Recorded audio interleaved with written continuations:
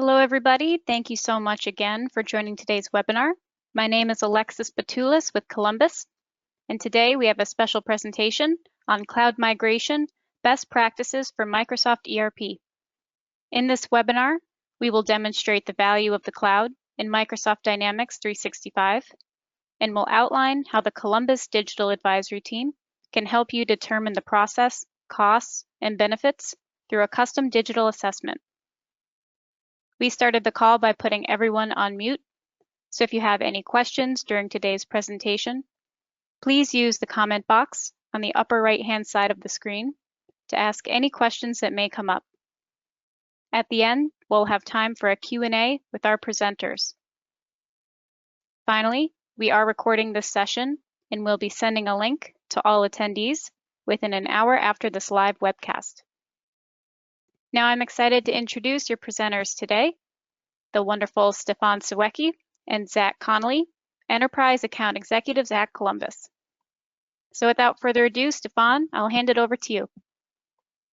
Thank you, Alexis. Good morning, good afternoon, everyone.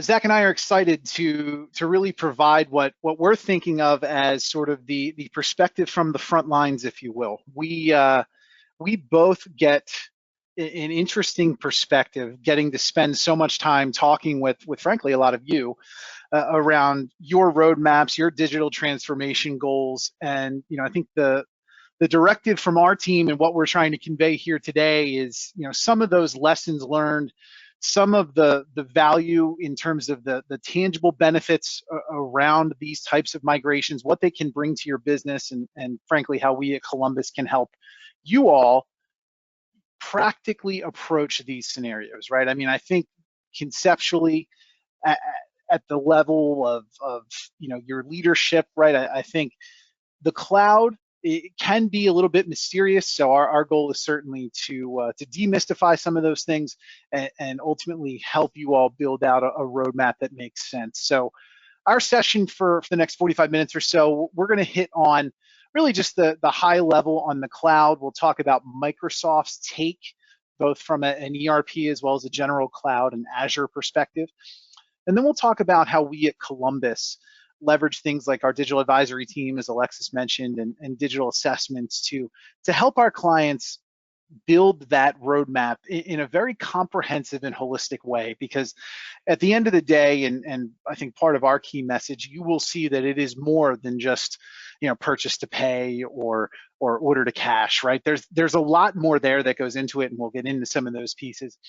And then we'll talk about a few specific use cases and success stories, and we'll leave you with some of the important considerations that we see as we continue to talk with all of you. And then we'll leave some time at the end for Q&A. But just to sort of tee us off today, why are we even talking about the cloud? And I think the gist of it is, and what we're hearing and what we see when we talk with our clients is ultimately, your customers are driving this change, right? I think the stat here around 36% increase, I would argue that that's probably even more in terms of folks that are considering the cloud for ERP going forward. I think it's just become a necessity, the agility, the speed that the cloud can bring, and we'll talk about some of that. But I think that really helps folks that adopt the cloud capitalize on this pillar right here. The fact that 50% of the global 2000 will see their business dependent upon the ability to create digitally enhanced products, services, and experiences. So what does that mean? I mean, I think it's about getting closer to your customer, right? It's about augmenting your core offerings and becoming a digital friendly and a data first company to then better partner with your clients, be more responsive, and also start to leverage the massive amounts of data that you're generating in your day-to-day transactions and have that help you make better predictions and sort of see around the corner, so to speak, when it comes to going forward and some of the planning that you'll need to do. So at a high level, that's really why we're talking about this today. And then in terms of some drivers, some business drivers, some business benefits around what the cloud brings as a differentiation over the traditional legacy on-premise offerings. All right, so I think if we had to distill it down, and there were a few things you wanted to take away from understanding the cloud, I think it's these four pillars here, and we'll spend a moment covering some of those. So I think first and foremost, when you think about cloud, security, disaster recovery, those used to be talking points where folks looked at the cloud perhaps as being almost less secure. And I think a lot of that misconception has sort of dissipated from the market, because I think when you think about the overall scale of someone like Microsoft and the sheer volume that they are bringing in terms of the actual hosting of applications, the hosting of data, things like that, it is absolutely critical to their business that everything remains secure, is not accessible to hacking and things like that. And ultimately, the value proposition for our clients becomes achieving even a remotely close level of security, level of disaster recovery becomes cost prohibitive, right? It's the kind of thing where you would absolutely love to do it, but at the end of the day, you start to evaluate those trade-offs if you were trying to replicate this yourself. And I think that's certainly one pillar that we spend a lot of time talking with our clients about. Then this concept of mobility and business anywhere. I think, if the events of 2020 from a pandemic perspective have taught us anything, it's that, in a moment's notice, we may be pivoting our entire business model, or at least the way our employees are used to interacting with us as a company. And then similarly, the way our customers are used to interacting with us. And I think the ability to just take your laptop, fire up a web browser, and go and have access to whatever applications you need to with the same performance, the same security, the same responsiveness as to what you're used to within your own four walls, I think is fundamentally an equation that makes a lot of sense. And that was an area where we saw folks who were maybe earlier onto the cloud migration, or earlier onto cloud as a framework or a foundation for their business. They were able to make that jump a little bit more seamlessly than some of our other clients who were not. And I think that's a key, and certainly something to be considering. Scalability, in the Azure world, you're able to very quickly ramp up capacity. And I'm thinking of perhaps some of the folks on the call that have e-com or retail footprints where you have seasonality baked into your business, and you need to be able to have the horsepower, the underpinning to collect and take all of those orders around your peak times, but at the same time, not necessarily be paying for capacity to accomplish those goals all year round, right? And I think that ability to sort of flex up, flex down is key, and being able to very quickly do that in real time as demands continue to be placed on your system, I think is a pivotal move there, and something that drives a lot of clients to the cloud. And then finally, it's the cost equation. And when you add up all of the additional pieces that form a true enterprise software deployment, and the back end infrastructure to support it, I think the contrasts are pretty stark, right? I think there's a lot that goes into play from an IT perspective, a personnel perspective, hardware, in-house security, the database, and then frankly, the care and feeding that goes into keeping all of those elements patched, secure, up to date, et cetera.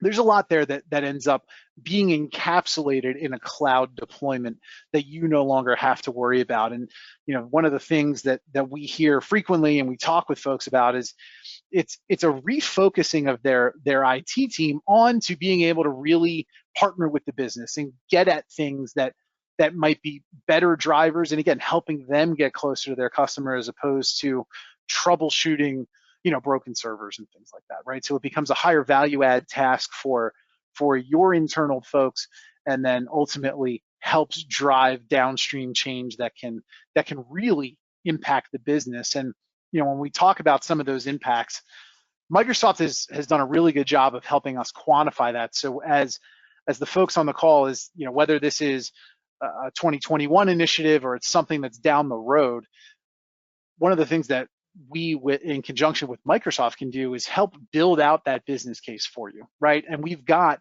an entire library of these data points for your industry that we can leverage. But calling into focus just a few key items here, right? In this move from the traditional premise ERP into cloud, and this happens to be finance and operations, are now called finance and supply chain, but you can see the sort of the tactical improvements here, right? We're reducing DSO, we're enhancing or we're expediting our close process, right? We're getting better on-time delivery.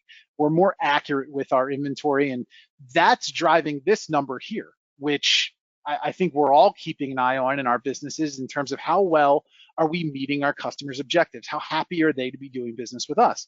Which then in turn drives this ultimate profitability number here. So I think all of these pieces sort of fit hand in glove when it comes to this move from the legacy premise ERP solutions into the more cloud first world, right? And I think if I had to take one of these metrics and say, you know, what is the biggest driver or what has made the most impact? It's actually this percent of time info received within the decision window. And you might say, Stefan, why is that?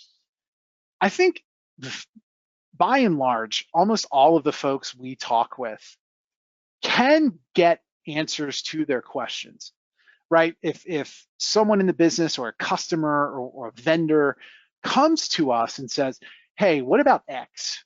I think ultimately we can go through the gymnastics and get that answer. The question becomes, are you able to get it and do something with it in a time frame that's meaningful, right? So if instead of taking you 3 hours to research something, it literally takes 2 minutes, you now have a significant advantage where you can either use that time for strategic analysis, you can be more proactive with your client, or in the example of just customer satisfaction, you're getting them an answer faster, which again, no one's going to argue with that type of collaborative knowledge sharing and helping them be more real time in their own business, right? So, you know, a lot of that has to do with how the cloud has refocused and re-architected the overall mix, right? And how Microsoft has approached this from a business platform perspective with the data as the hub, the data as the center. I think that's the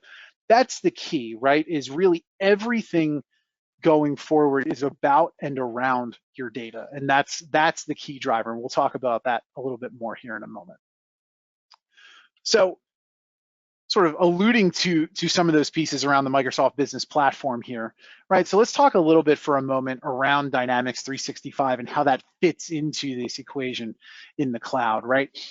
And again, it's about pulling together all of the key business processes, including the data that you're sharing or exchanging with customers and vendors, bringing that into, you know, a singular place, and then having the horsepower behind it powered by Microsoft, right? So Azure Dynamics Power to act on and drive decision making with that information in real time. The faster we can get to having all of that information available to us to make decisions, the better off we're going to be, the closer we are going to be to realizing some of those business benefits on the prior slide. And then this whole concept about new technology, it's a broad term, right? But I think there's a lot that is now being brought to the small and mid-sized market that previously was really only available to the Fortune 10, the Fortune 50. And we'll get into some of that from a business platform perspective. But you know, I think if I was to distill this whole piece down to really 2 keys there, it's about the data as the center and then the ability to grow with you, right? That new technology also allows you to really pivot, get closer to your customers, we talked about a little bit earlier, but also innovate in ways that you really couldn't do effectively from a administrative perspective prior to, right? And certainly there's some hard numbers here and examples from clients around what that has meant, but you know, I think conceptually those are some of the key takeaways there. And then just kind of zooming out on this visual for a second, let me just kind of step you through what you're looking at. So when we talk about Microsoft Dynamics 365, which at a high level is reflected by the modules over here, right? So the traditional blocking and tackling, your financials, your POs, your sales orders, et cetera, right? All of that's there. And there's a lot of depth and breadth to that functionality. But I think the point here is what else becomes available to you to help you get closer to your customer, get more real time, help and augment the team you have in place to help them do their jobs better. And that comes into things like Internet of Things, right? So making machinery talk to your ERP system and really eliminating the latency between those two key elements of your business, right? So if the ERP becomes the central hub of everything that you're doing, the faster we can be communicating between what's transpiring at a production level or what's transpiring, for instance, in transportation, right? On our trucks or within our fleet or whatever the case may be.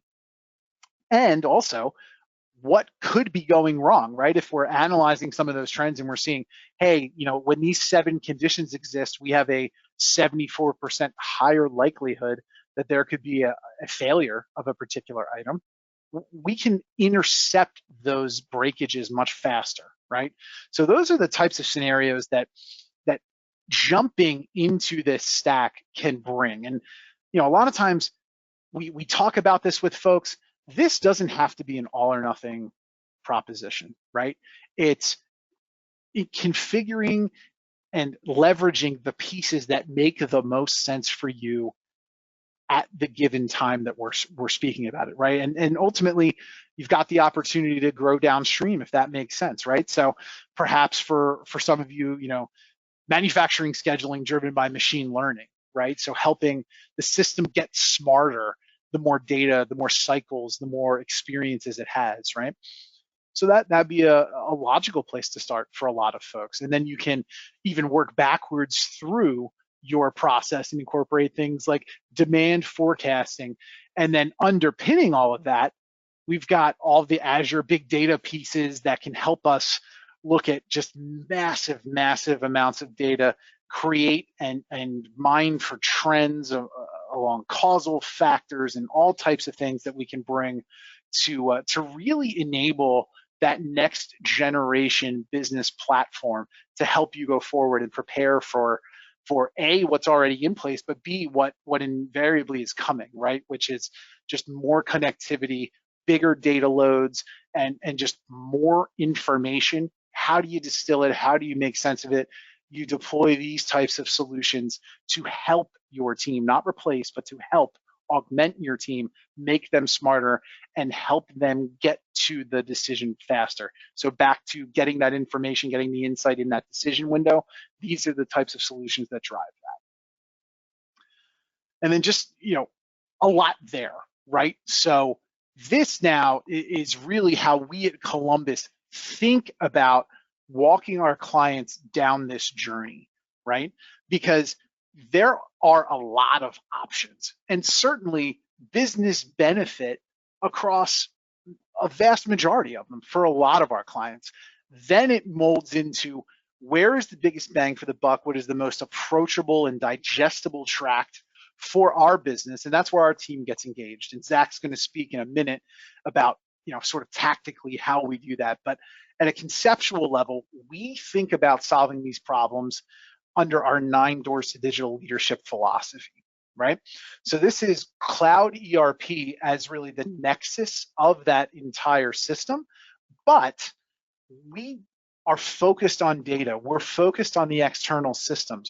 We're making sure that the people are prepared, and we're making sure that from a compliance perspective, a support perspective, all of those elements are considered, planned for, and frankly handled so that you can maximize any investment you make in these technologies. Because all the technology in the world is great, but if it's not deployed properly, if your team doesn't get it, they don't believe in it, then you're just, you're making bad decisions faster, right? So we spend a lot of time working with our clients, understanding their strategy, where opportunities for change are, change management, and focused on the people to help maximize the output of these initiatives. And a word about a fairly common name, Maersk, right? So a Goliath in the shipping and transportation industry, but they came to us with a typical problem, which is we've got multiple sites across multiple geographies, countries, languages, localizations. How can we then coordinate a 4-month lead time supply chain? That's the part that they really can't impact, but how do we refine and how do we drive better accuracy through that process? And it becomes sort of a multi-pronged approach, right? It's the foundational piece of the ERP, but it's also all of the BI, which in Microsoft's world is really embedded and baked directly into the ERP, such that your end users are not consciously thinking about, okay, now I'm transitioning to this, I'm transitioning to that. It's just about all of the tools for the job being at their fingertips very quickly, so that they can carry on the important work that they need to do. So with that, let's transition to Zach, and we'll talk tactically about how we'll help you get through this journey. Right. Thanks, Stefan. So, once you've made the decision that you want to try and figure out, should we make a move to the cloud, from our existing prem system, step 2, I would think, would be putting the right plan in place. So we at Columbus, we've actually put together a digital assessment process that has worked very successfully for several of our customers to basically vet out, all of the aspects involved in making this type of move. So I just wanted to kind of walk through the process at a very high level to give you an idea of what an assessment looks like. So it starts off with just defining what's the objective. So what's going on with your business? Where is the business trying to go? Not even related to technology, but are you trying to grow? Are you adding products? Are adding customers, whatever it might be? And what is the goal of the business? And then aligning your technology with that goal to help you achieve it. So that's step 1. And then I think it just moves into defining the current state. So where are you today? Are you a Microsoft GP customer? Are you running AX? Are you running some other type of ERP? And thinking about making a move to the cloud. But it's not just the ERP then, it's everything that is connected with it to help you achieve your current business process. And we've seen some pretty intense, I guess you would say, or complex environments at some of our customers of lots of different platforms working together to try to achieve a business process. We've got some examples of those we're going to look at. The next step would be what would the future state look like? So if you were to take advantage of the Microsoft Business Cloud, perhaps D365 and some of the associated tools, what would that look like for you? And as Stefan had mentioned before, you might eat that in smaller bites, right? You might not take advantage of everything that's there right away, but you might build on that over time. And so try to define, what is the future state? What is a logical place to jump to going into the cloud, and then where would you go from there? Of course, the costs need to be analyzed for these types of projects. So got to figure out what is the work effort to make the transition from what you're running today into the cloud, and then also what is the licensing impact. So if you're using an on-prem solution today, you're used to the purchase a license and pay maintenance, versus a cloud solution is going to be a subscription based model for the licensing. So need to assess that in terms of cost. You build a business case from there. So you take everything that you've learned in the assessment, and we help you build a business case that you could present perhaps to your board of all the different aspects. Where are we today? Where are we trying to go? What's it going to cost? What's the timing? All those pieces, and we'll help you build that so that you have what you need to go to your board and try to get it passed. And then from there, you're embarking on the project. It's about choosing the right partner to help guide you through the process and figuring out the timing. I think that's important for your team as well. Just the bandwidth of what can your people achieve while they're still doing their day jobs. It's a challenge, but absolutely doable. So at a high level, that's the digital assessment process. Go ahead and bump me some stuff on. There you go. One of the things I wanted to mention is that Microsoft also has tools that they can bring to bear to help you with this process. They call it Catalyst. And there are, I guess you can go ahead and bump up to the next slide there, Stefan. There are several different tools in the Catalyst bag to help you figure out this process of moving to the cloud. They'll do industry benchmarking, for example. So, days sales outstanding for you, how does that compare to other companies like you in your industry? And they have that data, and we're very good at working with them to get that type of data to bring it into the assessment and give that to you so that you have something to present to your board. So benchmarking, there's all other types of tools that they have in the Catalyst bag. And again, depending on what you need specifically, we'll bring Microsoft in and we'll get those tools as part of the assessment. Okay, next slide. So I think this is the recurring theme that we've been driving home here, but this type of move to the cloud, it's not just an ERP decision. There are additional tools, especially when you think about Power. So Power BI, Power Apps, Power Automate. Those are things to be considered. Are you using Office 365 in the cloud? Those are things to be considered because all of these tools are built to work together versus the Prim solutions that you may be running today. This truly is an end-to-end business platform. And I think one of the unique things that you might want to think about as you make this type of transition is if you've done a lot of customizations today, there may be a better way to go about that once you get to the cloud. And what we're seeing more and more is companies building those custom processes in terms of software outside of the ERP. Maybe by building a Power App, maybe by using Power BI or the machine learning tools in Azure, whatever it might be, as opposed to getting out the wrenches and actually customizing the ERP. There are a lot more tools available in the business cloud with Microsoft than there used to be, certainly in the on-prem world. So it's just something to be thinking about as you make this type of transition. This is an example from a client of mine that actually was running Microsoft GP and came to us and we did a digital assessment with them for a move to D365 in the cloud. Their trigger event was actually just massive growth. So their business is growing rapidly. It's great to see. And they've quickly outpaced the capabilities of GP. Because of that, they have gone out and found several different third-party solutions to sort of bolt on to GP to complete a solution that handles their business process at least to some degree. You see lots of those on this pretty busy diagram here. Things like reporting tools, several different reporting tools, and so on and so on. So there's lots going on here. You would think that a GP customer would typically be a smaller type company and maybe a more simple environment, but what we're finding more and more is that those types of environments can be very, very complex and actually more simple if we can help a customer like this move to the cloud. So this is a real world example of a GP customer. And here you can see it this is the same customer, and this is a little bit different graphic, but on the left are some of those bolt-ons with GP, a pretty complex environment. And what we were able to achieve with them with F&O is a very simplified environment. So a move to D365. In this case, one of this customer's concerns was just, is D365 too much for us, too much software for us?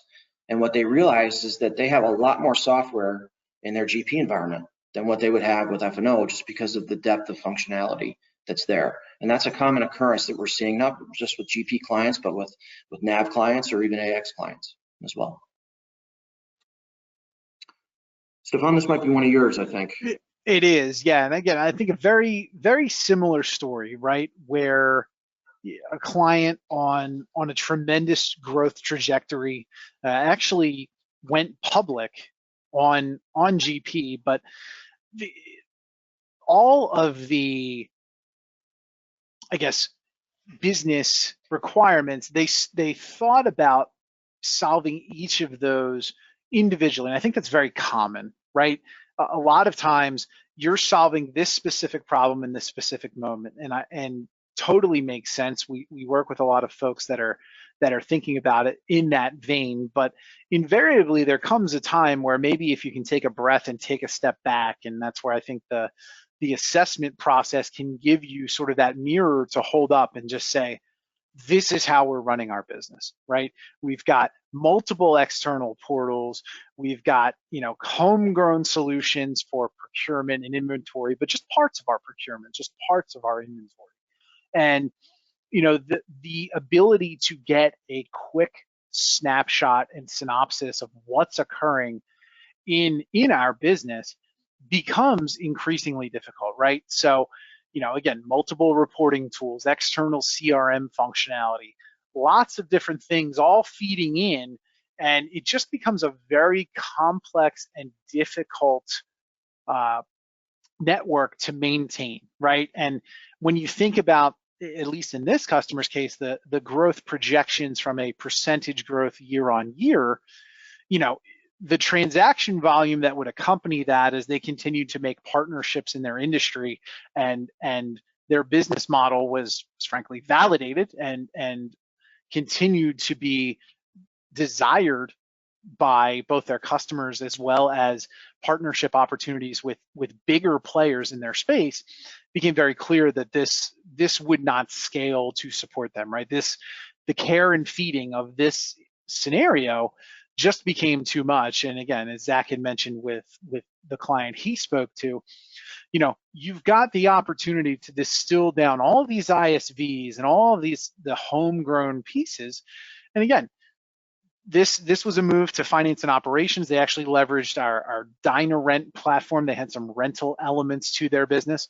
And really, in that case, the only true ISV solution then just becomes Avalara, right, from a sales tax perspective, which, again, that's always something that would remain a bolt-on solution to an ERP. So from that perspective, they simplified greatly. And then when we talk about things like bringing together the sales from a CRM perspective and then finance and operations, you know, these pieces are all natively designed to talk to one another. So, you know, in this case, you know, really retired about 20 or so different ISV solutions in making this move.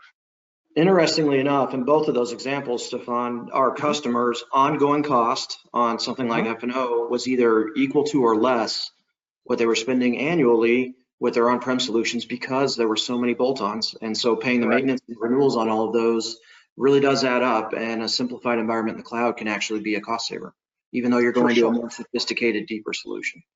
For sure. And maybe one more point on this that I failed to make. So the parts of these of this functionality are actually very specific to their business, and yes, there's service, yes, there's repair, yes, there's all of those pieces in finance and operations, but they liked Power Apps on top of finance and operations to extend that out to their customers so that they had a tailored experience, but they could actually bring together multiple portals, multiple pieces into a singular view, and just break down some of those silos that folks were used to operating in. So a big win for them there on some of that. So some more considerations, you know, about why D365, or how might it be different than what you're running today? Out of the box, it's multi-company. So if you're a global company, if you've got locations abroad or just multiple locations here in the United States, something like D365 could be a really strong fit out of the box just to handle the accounting and finance portion of it from that standpoint. Out of the box, again, full inventory management and advanced warehouse management. So all the scanning in the warehouse and all that good stuff of the logistics for incoming goods and outgoing goods, native to D365. And you know, my customer running GP, our conversation initiated with them shopping for a warehouse solution, and that conversation broadened into, hey, there's a solution that is much more comprehensive that could do all of this at once. So that was something to think about for them. Transportation management out of the box, not something that even some of the older versions of AX had. So an advancement there for sure. Equipment maintenance. So if you've got a production facility or other types of equipment that you need to maintain and track the cost with, that's out of the box functionality with D365. Process manufacturing, you know, a couple of the verticals that we focus on would be food and beverage, as well as pharma and maybe even med device. But if you're a process manufacturer, there's really deep capabilities and functionality that date back to AX that are in D365 and make it a great fit for that. If you're trying to turn your business into as a service, so perhaps you're an equipment manufacturer or something like that, and maybe you sell that equipment, but you want to look at maybe leasing that equipment as a service, that capability is very good in D365. So if you're looking at a lease type model for your customers, this would be a great fit to support that. And we've talked a lot about Power Apps and then Power BI as being these peripheral tools where we can accomplish business outcomes that previously could only be achieved by customizations or maybe third-party bolt-ons, well, now we've got those tools right here seamless in the platform, and we can achieve whatever unique needs that you might have in those pieces. And Stefan, I don't know if you want to talk to Columbus Business Insights at all, but. Yeah, and Columbus Business Insights really fills a gap. So that's something that we bring that's a bit unique, right? And I think one of the reservations about a lot of folks, and particularly IT folks, as they build out their data strategy and think about their reporting strategy, is no, I can't access the tables the same way in some of these cloud solutions. And we heard that, we see that ourselves, and we actually devised a tool that allows us to plug into D365 Finance and Operations and get that table level access to the data. So that's part A of what Columbus Business Insights does. And then part B is that there's a pre-configured data warehouse. So leveraging common data service and all of those pieces, right? You have a pre-configured data warehouse that then, let's say you've got multiple instances of GP or multiple instances of NAV, or a hodgepodge thereof, right? And we can bring all of that legacy data into the data warehouse, surface it for reporting and insight perspectives in D365 Finance and Operations through Power BI and through Columbus Business Insights, and allow your team to really have a holistic view of your business as far back as you want, and really as granular as you need. So that becomes a fit for folks that are asking that question around, what do I do with my legacy data, right? Do I need to keep GP running, or do I need to keep NAV running, and all of those types of things? And that serves to fill that niche very, very well. So let's finish up with just talking about some important considerations. Whether you're working with Columbus or maybe perhaps with another partner, or whatever position you're in, but if you're considering this type of move from prem to cloud, we've come across just several sort of recurring considerations that are important for each of our customers. So one is license cost. And I mentioned that for our customers, and the examples we gave you, that the D365 ongoing license cost was actually equal to or less than what they were paying, in their GP environments. But the reason for that is not only the number of bolt-ons and third-party solutions, but also the fact that Microsoft will put discounts on the D365 licenses, depending on what platform you're coming from. Those discounts can be different, but in my case, the licenses for D365 were discounted 40% for that GP customer that was going to D365, and that's a perpetual discount. So it's not a limited time thing. That's the basis, of their license cost in D365. That's something that will help you figure out, depending on, again, what platform you're running today, how many users you have, that sort of thing. There can be some hefty discounts to licenses. There's something out there called ESIF funding. This basically just means Microsoft money that they will sometimes put in to these types of assessments. And so what part of our job to do is to go to Microsoft if you're looking to do an assessment, and see if we can get some funding to actually cover the part of the cost of the assessment, or in some cases, we've seen them cover all of the cost of the assessment. So the assessment could be a net zero cost to you to try to figure out, this transition. Simplified landscapes, I think we've talked a lot about that, but it's an important consideration to think about. Can you simplify your application landscape with something like D365? And I think we've seen the answer to that in many cases is yes. Customization versus configuration. So something to think about, when you go to a cloud solution, unlike your prem solution where you may have access to code and things like that, and you can really customize, in the cloud, it's much more a configuration-based model. So in fact, we're seeing a typical 40% reduction in customization versus configuration for people who are going to the cloud. So something to think about. You might want to alter your mindset if you're thinking about customizing. It's more configuration and then leveraging tools like Power Apps and the things that we've talked about to achieve the right business outcome. What that's really going to do is reduce cost for you and also add an incredible amount of flexibility, because you won't be revision locked into some type of customization. You'll have a lot more flexibility. Data migration is always important. We need to figure out what kind of data do you have? What kind of data are you trying to bring over? Do you need to access or archive data that's older? There's a lot of considerations that have to go into data migration, and those can affect the cost of the project. So just to get your minds thinking, about What's important as we think about this data migration for sure. You have to think about your bandwidth, your team. I mentioned earlier, you've got day jobs, your team has day jobs. These projects can be somewhat intense, but got to think that through in advance and make sure that the timing is right for your team. So it's definitely important. Support end dates. If you're on AX 2009, for example, you may be out of support at this point, or maybe on an older version of GP or NAV. That can put your business at risk. So when we look at a trigger event, that might prompt this type of move to the cloud, being out of support is actually one of the main ones that I hear from my customers when they call me and say, hey, we want to look at the cloud. It's because they're heading out of support and they don't want their business to be at risk. So that's something to keep in mind. We think choosing the right partner is important.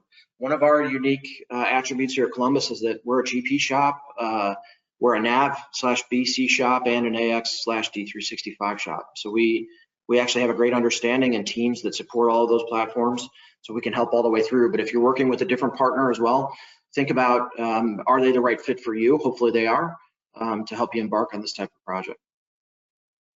You got to figure out, how do you want to implement the new solution? Would you want to bite off and go for a big bang type implementation, or would you want to pursue a more agile approach where perhaps you roll it out in phases of functionality or maybe phases of locations so you can sort of eat the elephant in smaller bites? It's something to think about. We can work with you either way, but whatever the best fit for you is the way that we would choose. And then customer support, training, and change management. Those are kind of the services that fill in the gaps, because your people are going to have a learning curve on the new platform. You're going to need the right level of support, the right level of training. And so those are absolutely considerations that you need to think about before taking the leap into the cloud. And that's all I had, Stefan. Unless you had something else, I think we'll open it up for some Q&A. Yeah, no, let's, Alexis, if you want, I know that it looks like there might be a couple of questions already in the chat. If you want to fire those off, we'll address them for folks. Okay, great. And I do see a hand raised. If you can please enter your question into the chat box, we'll be sure to address it. So let me get started here. We do have a question. What is a typical cost for one of these projects? Well, I'll take that, Stefan. I guess give the answer that everybody loves, and that's it depends. So there are just a lot of different aspects to this that can affect costs. What platform are you coming off of? How much data needs to be moved? Are you in a highly customized environment where we're going to have to really figure out a lot of that in the new system, or are you looking to take advantage of out-of-the-box functionality? So we've seen some of these projects be very low cost and some are higher, and that depends on a lot of those aspects. But that comes back to the assessment, I think, as well, because if we do our job correctly during the assessment, you should have an estimation of what the work effort will be to move to the cloud, as well as what the license impact would be. So you'll have all aspects of that cost to put into your business case that you would present to your board. Great, thank you, Zach. Mm-hmm. Why choose Microsoft for cloud and not just do a private cloud? Stefan, you want to take that one?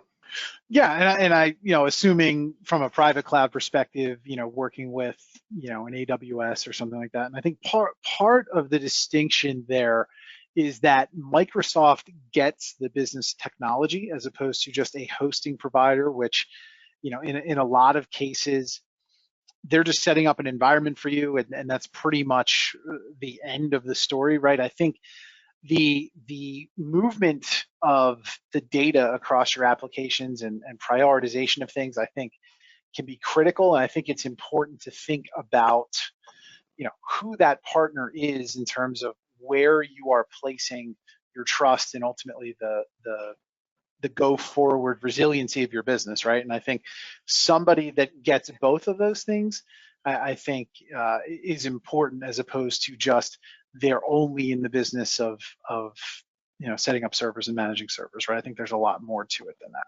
I think from a functional perspective too, I mean, Microsoft's putting their investment into the multi-tenant cloud. And so, I've got a customer that's running D365 on-prem, and they don't have access to all of the functionality that the pure cloud customers do. For example, the way that Power BI can embed right into D365. Some of those things are not the same when you're in a private cloud or hosting it yourself on your server. So there could be some functional considerations as well to that. Great, Can you tell me a little bit more about the transportation management in these applications?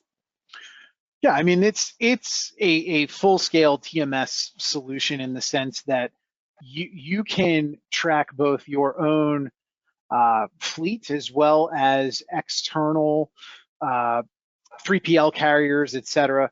So you can have tremendous visibility. We actually have clients who do a fair amount of importing where they've connected into a geolocation service for their shipping customers, right? So like Maersk being one of those, right? So they offer up some of those services that we can plug into, and really feed that information, interestingly enough, into your supply planning and your master planning, right? So you can be fundamentally updating that in some of those longer lead time items, and then more on a daily basis. Very practically, you can schedule your docks, you can schedule cross docking and all of those critical pieces that you need to bring to actually bring harmony to what can be a somewhat chaotic process, right? So all of those pieces are there within the application. Thanks, Stefan. Is there a limit of storage space on the cloud? And are there additional costs for different levels? And third, what additional security is needed for the cloud environment? Do you want to run with that, Zach? You want me to jump on it? Go ahead. Go ahead and take a stab. Okay, so give me the first one again, Alexis. Sure, it's a storage I'll break space. it off in pieces.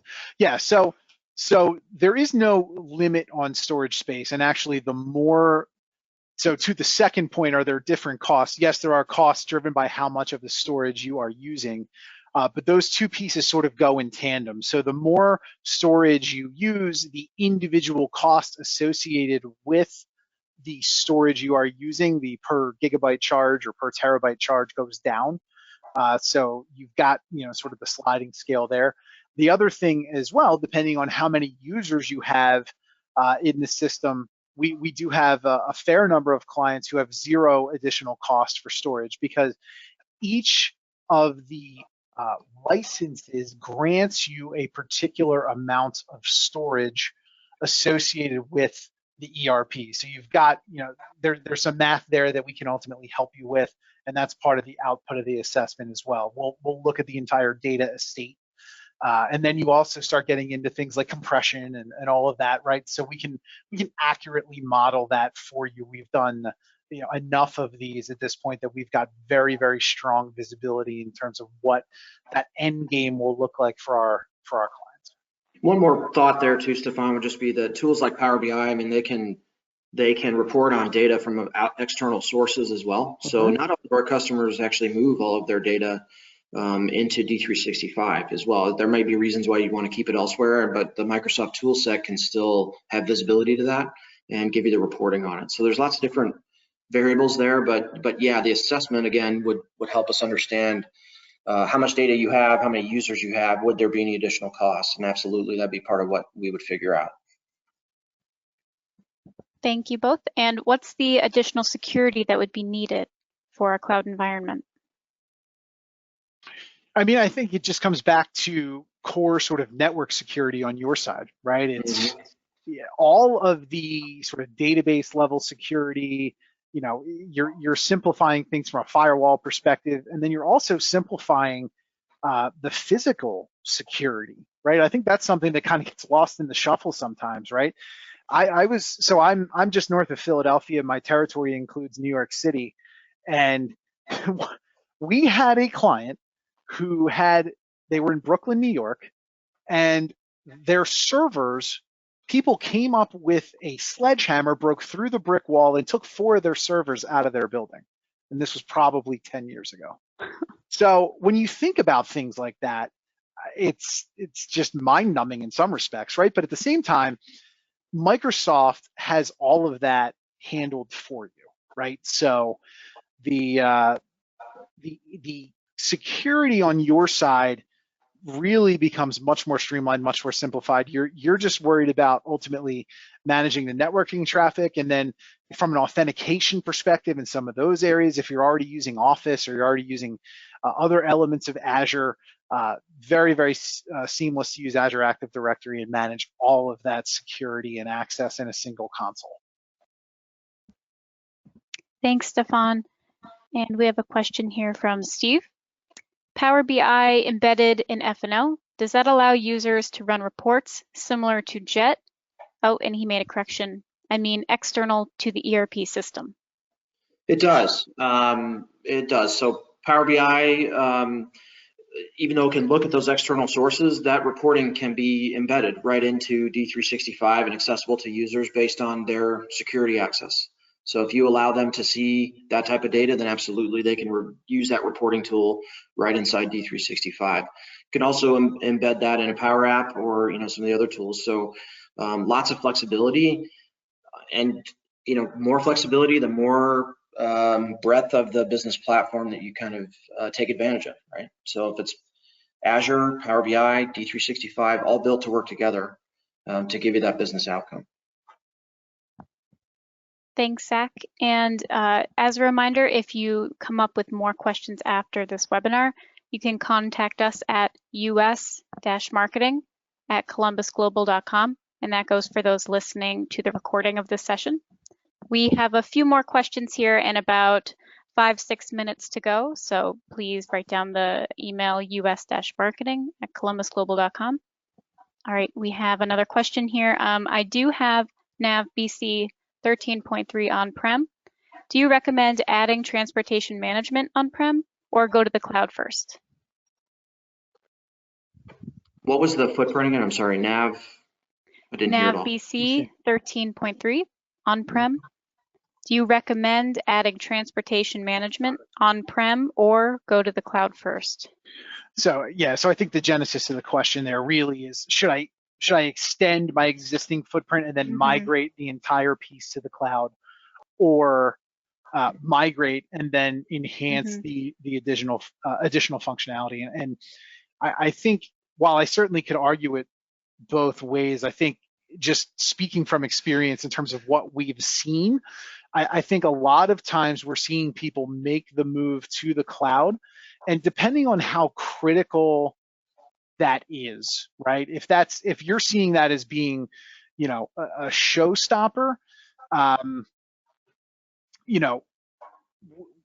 would still suggest probably migrating to the cloud, and simultaneously we would have somebody on our team really focused on that as part of the deployment, as part of the rollout.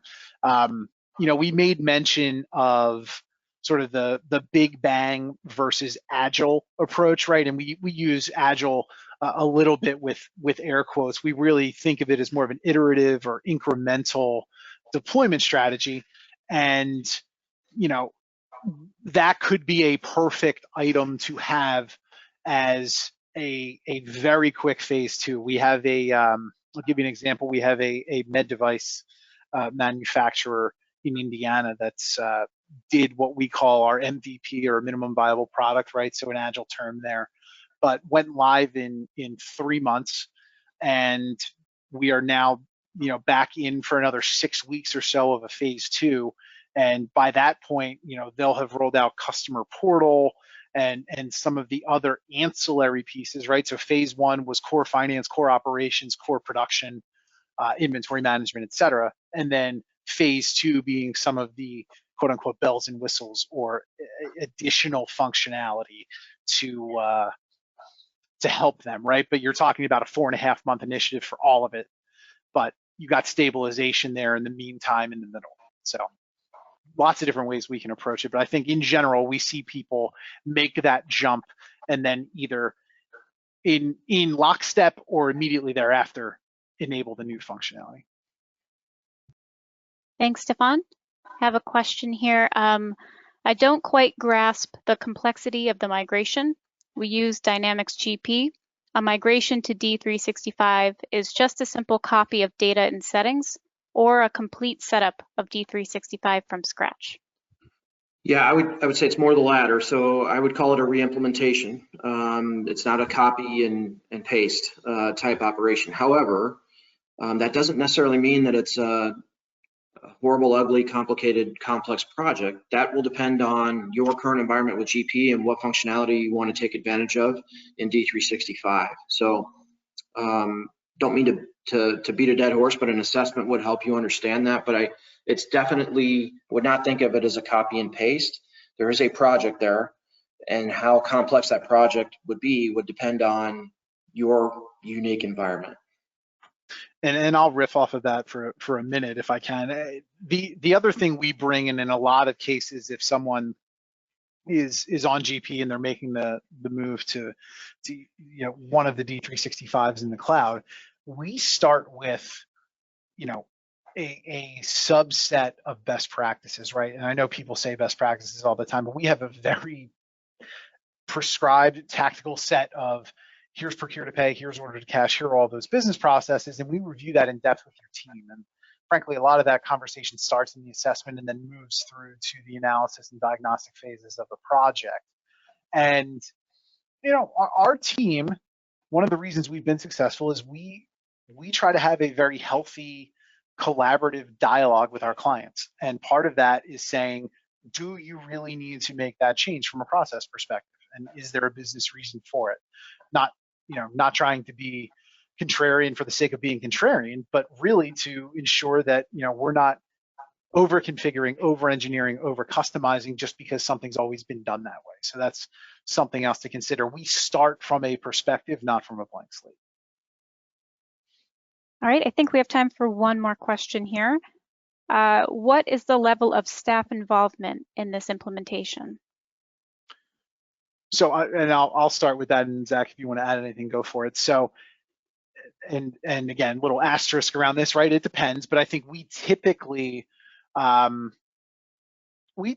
see, so from our side, from the Columbus side, anywhere from 3 to, we've had project teams with 15 to 20 people, and the drivers there are globalization, how many business processes we're looking at. So if we're just looking at, sort of core distribution, accounting, and sales, that can certainly be much more of a SWAT team, a smaller team approach, versus if you've got 6 different business units and they're operating in 5 different countries and all of those types of things, that's going to add, we're going to bring in experts on our team, both from Columbus, US, as well as our global team, to accommodate those specific requirements, right? And I think those are the things that drive timeline, drive scope, drive the overall complexity of the project. But if we're talking sort of core blocking and tackling, distribution, accounting, et cetera, that can be a smaller 3 to 4 person team. And similarly from your side, from our customer's perspective, it's going to be a subject matter expert in each of the key areas that we're focused on as part of the implementation, right? And the guidance I'll offer, the comment I'll make is, oftentimes those are the people that are hardest to part with from a time perspective, right? The more involved those people are in the implementation, the more long-lasting the benefits can be for you guys, and the faster we will get to the end result that ultimately you all are looking for. Yeah, one more point I'll make, and because I know we're out of time here, would just be one of the ways that you can reduce the time, the complexity, the cost of the project would be to take advantage of out-of-the-box business capabilities in something like D365. Say you're coming off of GP and you've got a bunch of bolt-ons. Yeah, I think you'll be surprised at just how deep the functionality is without having to go custom or having to go outside the system. And if you can maybe alter a business process a little bit one way or the other to better fit the new solution, that will be better for your team, it'll be better for our team, and it'll help you scale into the future because you'll be walking down the middle of the path that Microsoft is building.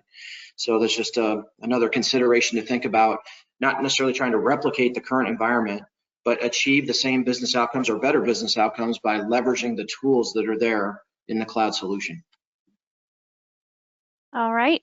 I'd like to thank you all for attending today's presentation.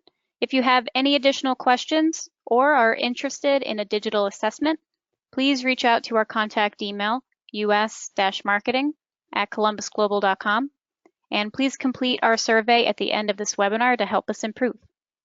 Thank you so much, Zach and Stefan, for giving us such a great overview of moving to the cloud. That concludes our webinar today. Thanks again, everybody, and have a great rest of your day. Thanks, everybody. Thank you.